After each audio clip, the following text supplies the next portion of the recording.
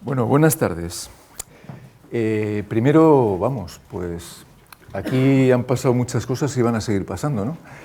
Entre otras cosas, aquí, hasta hace muy poco y sigue estando, pues la persona de Gustavo Bueno Martínez, y que creo que además de la fundación, pues sin él no sería posible, ¿no? Entonces, pues muchas gracias a él y gloria eterna, ¿no? Y que siga la cosa. Ayer, el título que yo voy a tratar de resumir mucho, porque yo esto lo estoy trabajando desde hace años, y aquí presento una síntesis, es el lugar de la asebella, para los que no lo sepan, impiedad, pero yo puse asebella, digo, bueno, así parece más culto, ¿no?, de la filosofía crítica en el conjunto del saber político. Bien, vamos a ver. Para que veáis por dónde quiero yo orientarme, y como es imposible desarrollar lo que yo quisiera, como todos los que van a salir aquí, la línea fuerza que yo quisiera aquí presentar, una de ellas, es una frase, una paráfrasis de Condorcet. Entonces voy a citar a Condorcet, no eso de que no cejarán el empeño hasta que la cabeza del último rey penda de las tripas del último sacerdote, sino esta, ¿no? Y creo que nuestra escuela podría ser también, pues un motivo de fuerza para los que así lo ven de una manera objetiva. No cejaremos en el empeño hasta que el último bebé recién nacido en Laguna de Negrillos o en La Bañeza o en Valencia Don Juan pueda presentarse a unas oposiciones en español, en nuestra lengua castellana, en cualquier rincón de la patria. Esa sería mi primera declaración, ¿eh? Dure mucho o dure poco yo, ¿vale? Pero bueno, otros seguirán. Esto es una de las cosas que yo en Historia de la Filosofía, ahora como estos memos del PP y antes los memos del PSOE, como estos de impiedad, voy a intentar, si no me echáis, pues voy a intentar ser un poco educado, pero es que hay un momento que ya no se puede ser tan educado, es que ya cansa, ¿no? Ayer hablando con los chicos, los 14 pobres chicos y chicas que tengo en Historia de la Filosofía, pues se decían, es que no nos dejan ser críticos, es que no hay materias donde pueda ser crítico, es que nadie, claro, están ahí con la física, todo el día que vas a opinar ahí de la ley de Boole, ¿no? No es imposible, de Boyle. Pues entonces, yo creo que la filosofía, la historia de la filosofía, o como quiera que sea, tiene que estar en el sistema educativo. Retomando, claro, como habéis hablado hoy ya, Tomás García López ha hablado hoy de un texto que a mí me parece que si no sabes ese texto no puedes dar clases de ética, y cómo ha quedado el panorama de la ética con los valores éticos, que es una vergüenza porque unos se van ahí con el Dios islámico, otros con el Yahvé y otros van a valores, ¿no? Es una cosa denigrante.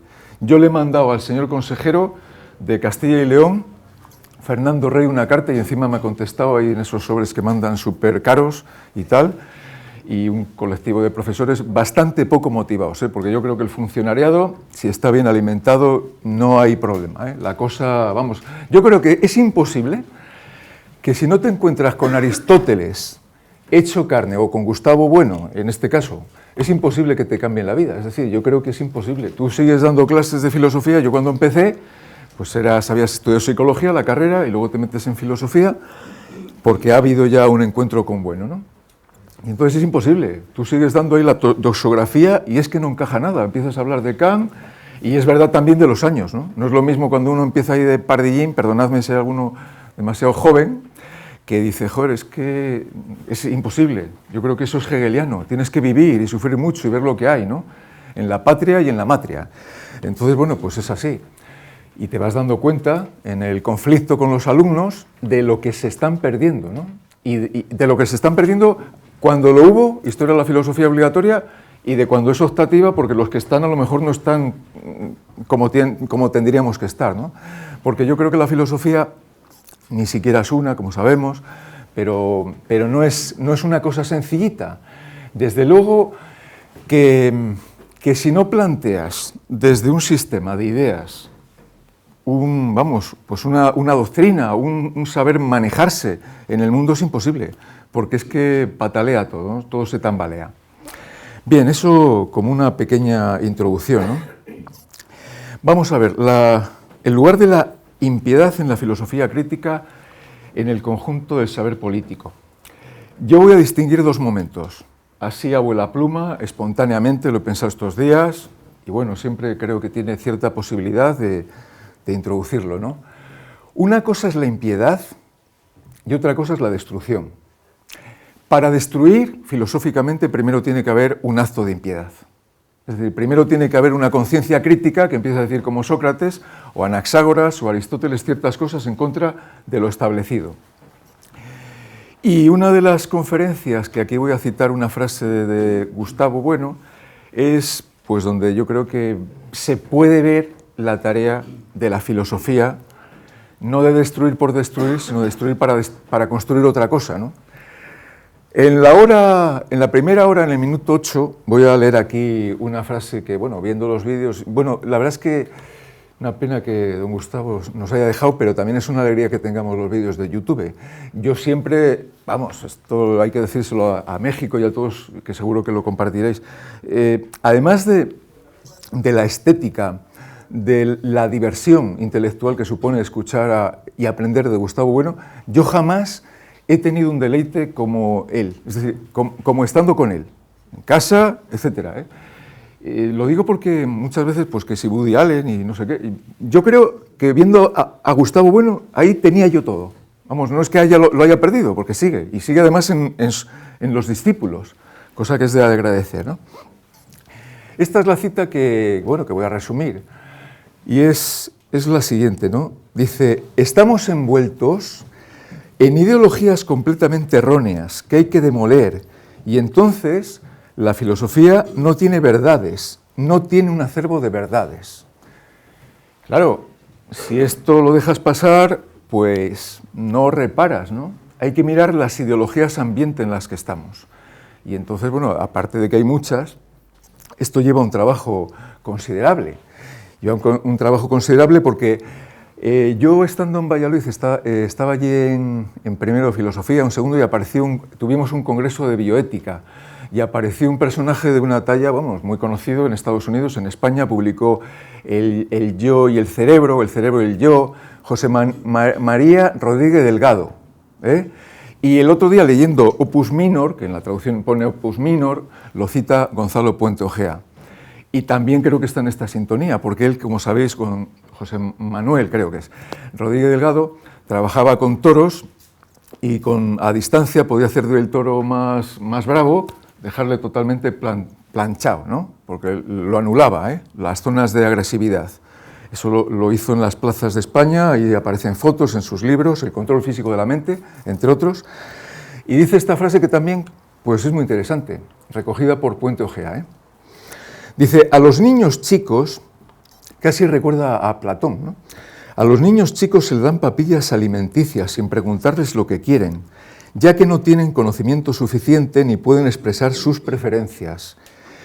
De modo parecido se les da una papilla informativa, es decir, el conjunto de enseñanzas sensoriales, de ideologías, de creencias y de respuestas de conductas.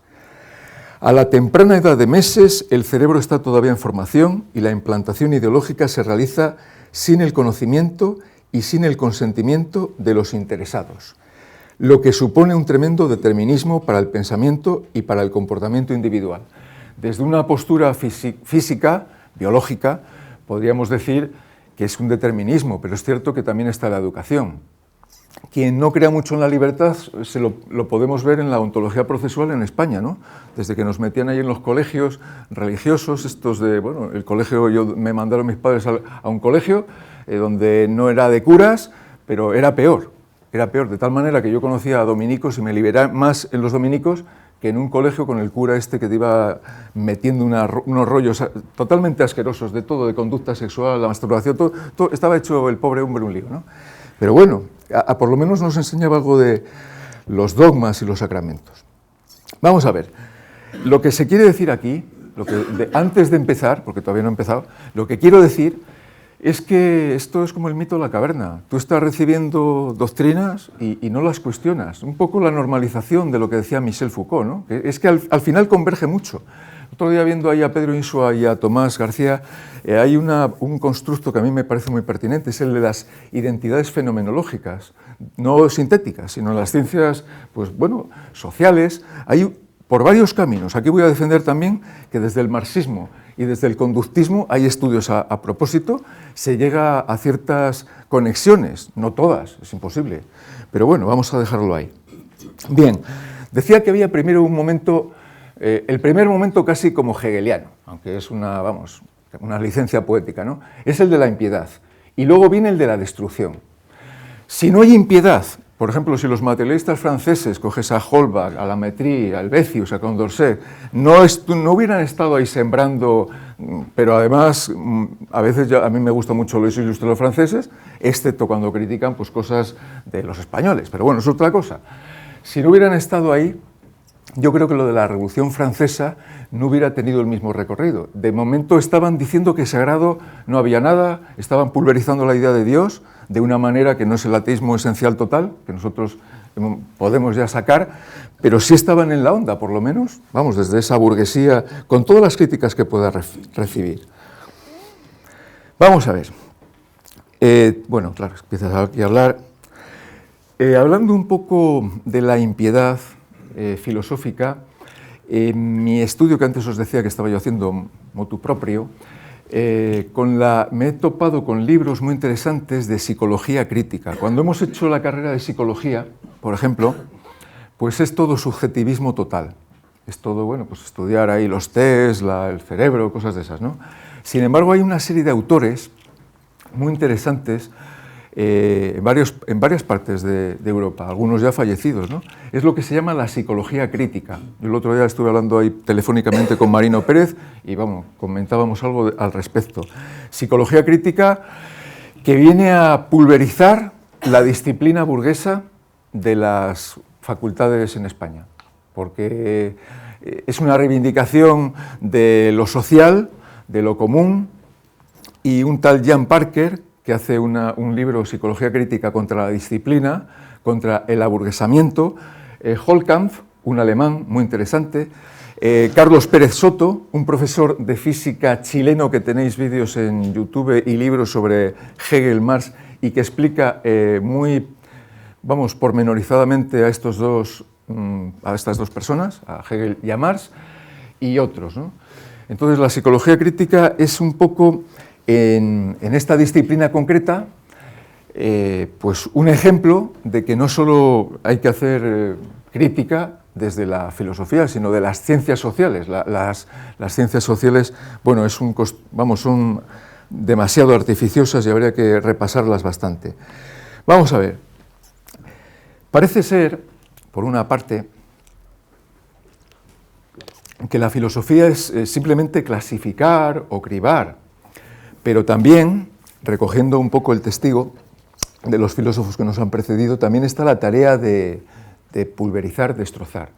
Esto es lo que yo voy a hacer muy modestamente, de una forma apagógica, porque no creo que lo pueda conseguir, además, pues no lo puedo conseguir, pero sí desde luego sembrar en ciertos alumnos que cuando tú hablas dices, no creo que esté diciendo cosas muy raras, sobre todo si se razona, ¿no? Desde la lógica y desde la institución de la razón, aunque también tiene su mito.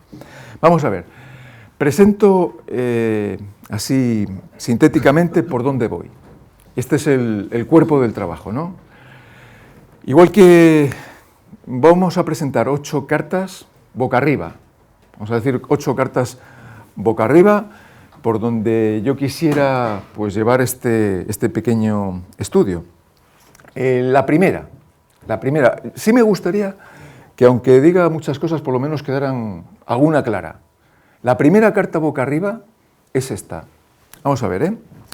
Es la leyenda negra, ya pasada, y la historia oscura, yo le llamo así, efectiva en la actualidad.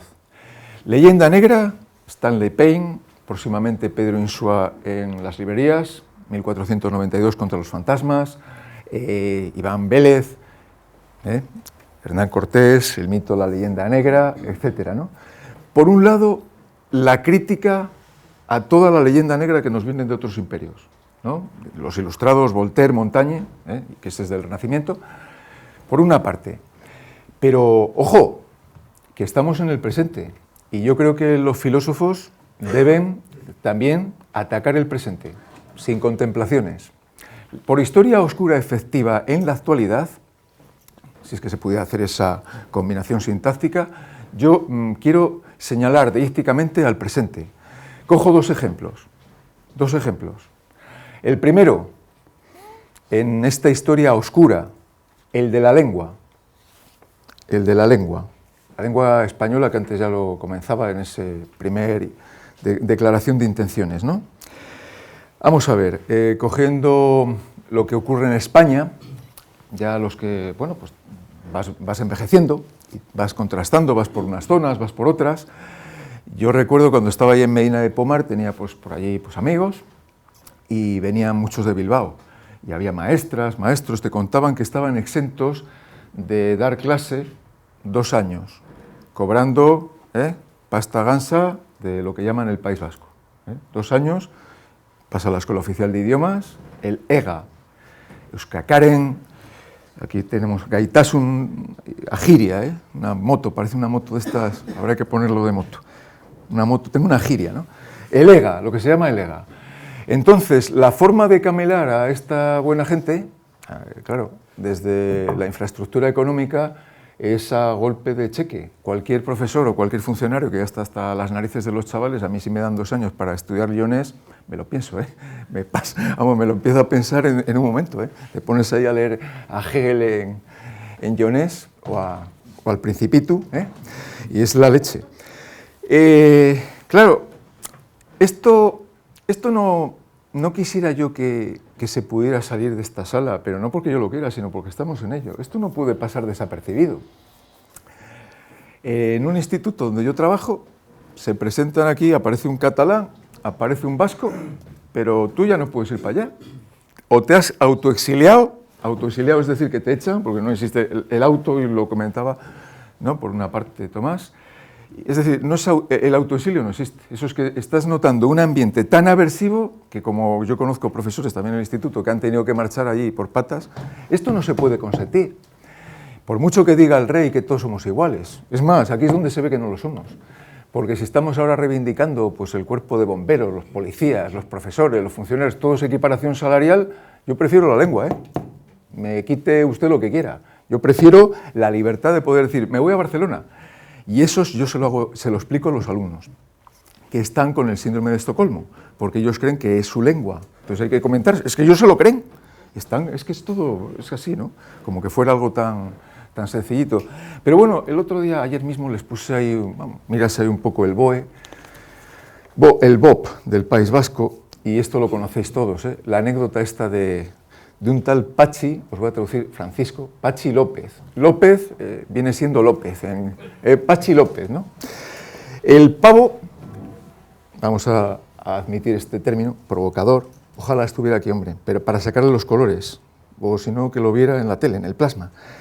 48.211 euros del gobierno vasco para que al nene le dieran clase al lehendakari, ya era el lehendakari, Fíjate cómo está de asentada el vasco que ni siquiera lo sabe. Ahí se ve ya todo, ya no hay más que decir. Es como si ahora un político le tiene, vamos a enseñarte el español.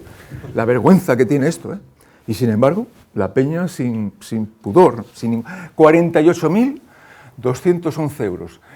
Hicimos ahí en clase casi 7 pensiones mensuales para rentas básicas de estos de Podemos, joder, que lo muevan esto, ¿no? Y tienen ahí 7 pensiones casi para los que están excluidos. 7 pensiones mensuales, 700 euros al mes, durante todo el año. Bien, esto en el BOP del País Vasco.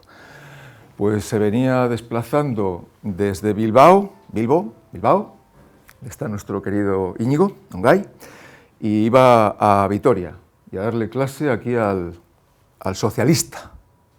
Si lo ven algunos abuelos nuestros, socialistas del PSOE, a mí, vamos, yo esto creo que no es una anécdota, porque luego estás cotejando también otras cifras y es escandaloso.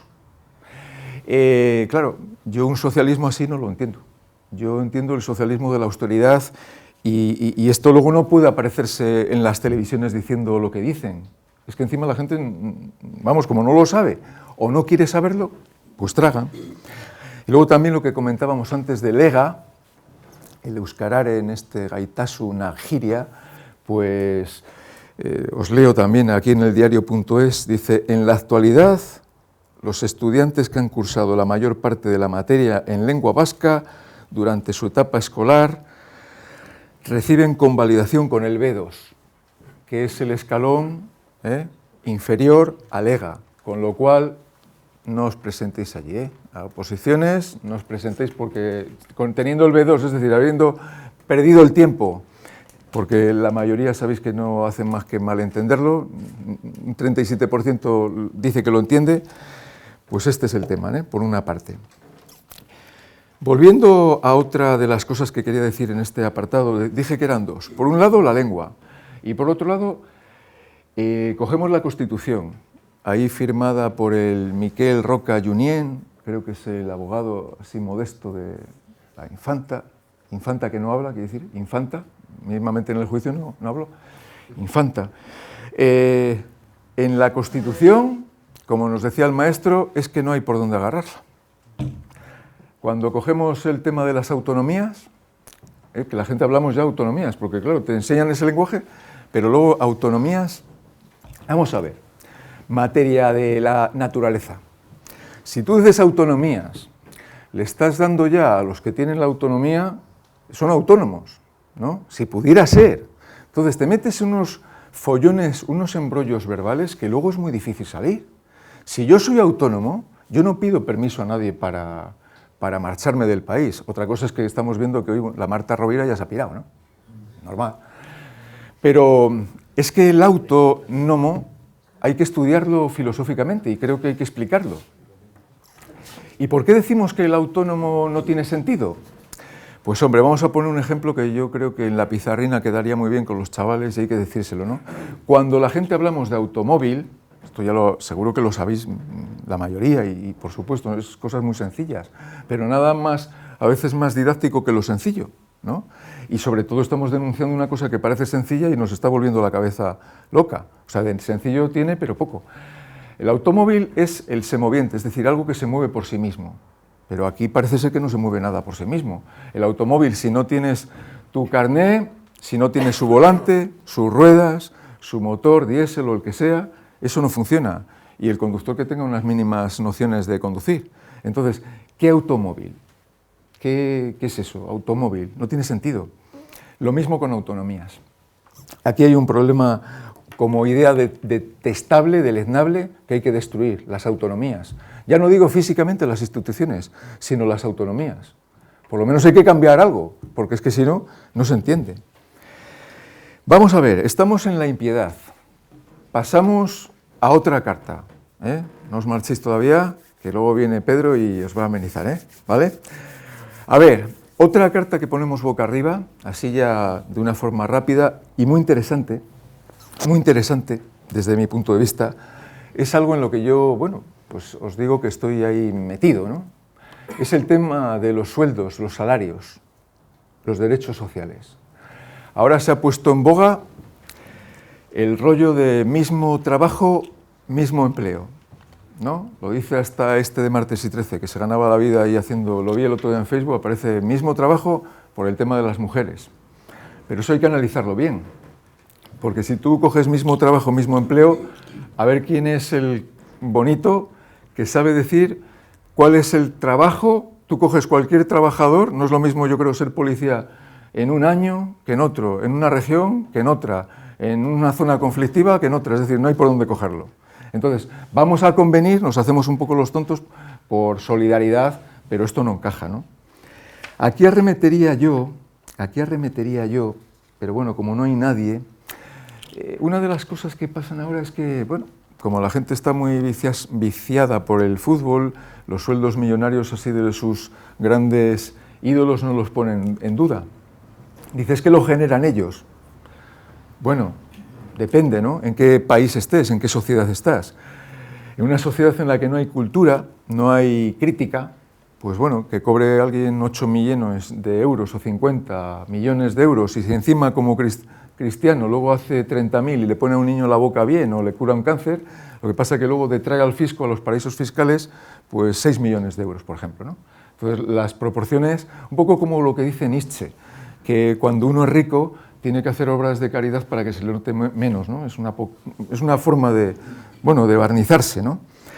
Además de que es muy dudoso, y esto hay que explicarlo bien, ¿eh? Es muy dudoso que Cristiano Ronaldo, Messi, estos grandes ingenieros tecnólogos, si no fuera por la tecnología de nuestro país u otras, pudieran llegar a las masas, porque antes en el Coliseo romano pues llegaban a 80.000, pero al haber teles, que yo creo que no las han hecho ellos, se están aprovechando de la tecnología.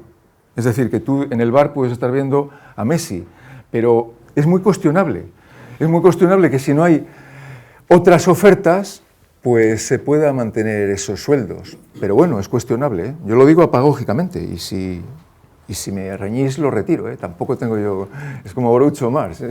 Si no os gustan estos principios tengo otro, pero sí lo digo en serio. Y también en este mismo punto, la desconexión, ese tema de la simploquía que hay que explicarla bien, entre esto de que el esfuerzo, este rollo que nos mete el padre Rajoy, es que el esfuerzo y luego la recompensa no están muy acordes muchas veces.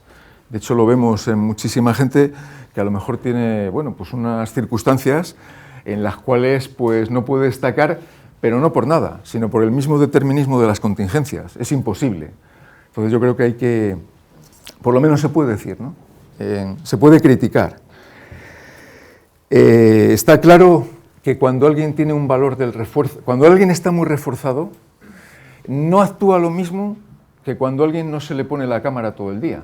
No es lo mismo las clases marginales que las clases burguesas cuando aparecen ahí haciendo entrevistillas, ¿no? Como que se crecen. Si a ti te parece bien que Bertín Osborne cobre lo que vas a cobrar en 1 año y medio en una entrevista de 2 horas, aunque la prepare 3, muy bien. A mí no me parece normal. Y por lo menos creo que hay que decirlo. Y si no se dice un poco, y haciendo caso a los psicoanalistas, cuando alguien no verbaliza las cosas, hombre, no todas, pues claro, yo no lo digo, el otro tampoco lo dice, y al final se callan todos, ¿no? Pues yo lo digo, no me parece de recibo. Otra carta, muy en consonancia con esta crítica, es la siguiente, ¿no? Es la del arte. Aquí también creo que sabéis un poco por dónde podría ir. El arte viene a decir que aquí Boadella acaba de poner una cosa que yo estaba en ello, ¿eh? Dice que la mayor parte de la obra de Picasso es basura. Yo ya lo pensaba. O sea, también pienso que lo de Boadella tampoco es mucho más, ¿eh? Que lo que hace un empleado o un artesano o una ebanistería o mi primo hermanita. Es decir, que mucho del arte, que es basura y que hay que ir contra ello. ¿Qué ocurre? Bueno, pues que ahí hay muchos millones y hay muchísimas cosas, ¿no? Me atrevería incluso a decir que no es lo mismo, incluso contra Velázquez Murillo, ¿eh? Lo digo porque esto hay que trabajarlo. No es lo mismo que seas Diego Velázquez y Silva y estés en un taller con un maestro bueno, Pacheco, a que estés en una escuela menor. Eso hay que analizarlo bien. Paso a otra carta. Intelectuales, contra los intelectuales. Vamos a ver. Si sale por ahí el Punset y la hija, si sale por ahí el Vargas Llosa, el Julio Llamazares, que luego no es que escriban solo pues la lluvia amarilla, es que luego escriben en el periódico y se les escucha y se les lee, ¿eh? Y dicen cosas como que tienen que hacer referéndum, eso en un artículo de Julio Llamazares. Pues a lo mejor hay que ser un poco, digamos, impío contra los intelectuales. No te digo nada, los Migueles Bosé, las Imanoles Arias, en Cuéntame, en la televisión pública, que yo me gustaría saber por qué los funcionarios públicos reciben lo que reciben, y me parece aceptable, y sin embargo los de la televisión pública quedan indemnes. Es decir, ese dinero, ¿de dónde sale? Tu saber y ganar, Jordi Hurtado, que luego me veis vendiendo neumáticos, me gustaría saberlo, la cantidad, porque no, os voy a asegurar, cobra bastante más que muchos catedráticos y encima con bastante publicación. Y yo creo que una de las cosas que tiene Saber y Ganar es que viene muy bien para dormir y puede ser interesante, pero que ahí no se habla ni de la ley Don en la televisión pública española, no se habla ni de la monarquía, constitucional, no se hacen debates como en La Sexta, que es curioso que en La Sexta, en las privadas, se hagan críticas y salgan de ahí elegidos los candidatos, como el señor Pablo Iglesias, y sin embargo en la televisión pública es totalmente ajena y vete tú a saber los intereses, que yo creo que los podemos saber bastante bien. Es decir, el mamoneo que hay en la televisión pública y en las privadas, porque si fueran privadas se meterían en su reducto, pero es que de las privadas salen luego políticos, públicos. No sé si vemos la paradoja de todo esto. Por ir acabando, pues todos estos programas de cultura, etcétera, ¿no? Ir un poco contra ellos, aunque también sean bienvenidos, ¿no? Creo que están fomentando desde las televisiones el infantilismo. Ahí faltan debates serios, salen siempre los mismos, el Margüenda y todos estos, dicen, no me dejas tiempo a hablar, es que otros ni siquiera les escucha, hombre, deja un poco que hablen también los vecinos ahí de Batalla de Clavijo, de un barrio, hombre. Y ya para ir acabando, bueno, es que hay varias ideas, voy a decir la de ser español, esa es otra carta, el término ser español es muy lisológico, ¿no? Dice, yo es que soy español, siempre, sí. FJL, Federico Jiménez Los Santos, decía que dejó de ser marxista, eso lo hemos comentado en algún grupo de WhatsApp, por ser español, pero chico, ¿qué me estás contando? ¿Qué pasa? Que si un etarra también es español y es etarra, te quiero decir que es que son cosas de marear la perdiz. Es decir, que no veo incompatibilidad entre mantener una postura marxista, no en todo, ni siquiera Marx, je ne suis pas marxiste, decía él, a Paul Lafargue. Entonces, ¿qué vienes aquí diciendo a marear la perdiz? Y luego también el término ser español es muy lisológico, es decir, que ¿eso qué es ser español? Pues ser español es una cosa que lleva una crítica, no tienes que saber toda la historia de España, pero desde luego que habría que pensar si ser español merece la pena, porque claro, uno en el momento que ve que algunos de España juegan con cartas marcadas, a lo mejor llega un momento, lo digo también apagógicamente, que dices, bueno, pues España, pues a lo mejor tampoco me interesa a mí, ¿no?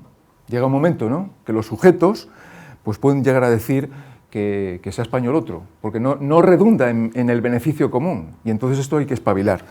Se me ha olvidado simplemente una frase de Marx que viene en el libro de Alberto Hidalgo, en Historia de la Filosofía, que a mí siempre me ha marcado y es también pues, una de las frases que le da mucho cuerpo a esto. Y la voy a leer, de verdad, perdonadme. Me parece fundamental. La fuerza material, de Marx, dice, la fuerza material solo se combate con la fuerza material, pero la teoría es capaz de convertirse en fuerza material en el momento en que se difunden las masas. Aquí estamos hablando de la fuerza que tiene M2. M2 y con alguna conexión, es decir, que las ideologías no simplemente son palabras, las ideologías no son, bueno, voy a hablar, es que hablar tiene muchísima influencia. Y me gustaría decir que Luis del Olmo, el gran periodista berciano, tiene aquí una frase que yo le he cazado y me parece interesantísimo para luego hacer una historia de este país, pero no de la leyenda negra. Dice Luis del Olmo en declaraciones tomadas del libro Protagonistas de Lorenzo Díaz. Viene con una foto con Pujol y a pie de página pone esto. Dicen sus detractores que ha dejado de ser la voz de España. Él, Luis del Olmo, se defiende y dice que no se comprende el papel de Cataluña en la construcción de España. Jordi Pujol se emociona cuando le hablan de Luis del Olmo, del que dice que ha hecho un trabajo admirable por vender una imagen de una Cataluña democrática, solidaria e integradora. Integradora para ellos, claro, y no para todos, ¿no? Esto de que son palabras en absoluto. Es decir, cuando la gente empieza a hablar ahí en las ondas, que empieza y a veces te despierta porque vas al trabajo hecho polvo, también estaría bien que no solo fueran unilateral, sino que la comunicación siempre es bilateral y como empiezan a hablar, no te dejan hablar, y por eso yo creo que todos estos diálogos filosóficos, pues cuanto más los fomentemos, mejor. Tendría más cosas que decir, pero por cortesía y por respeto me callo, ¿vale? Muchas gracias.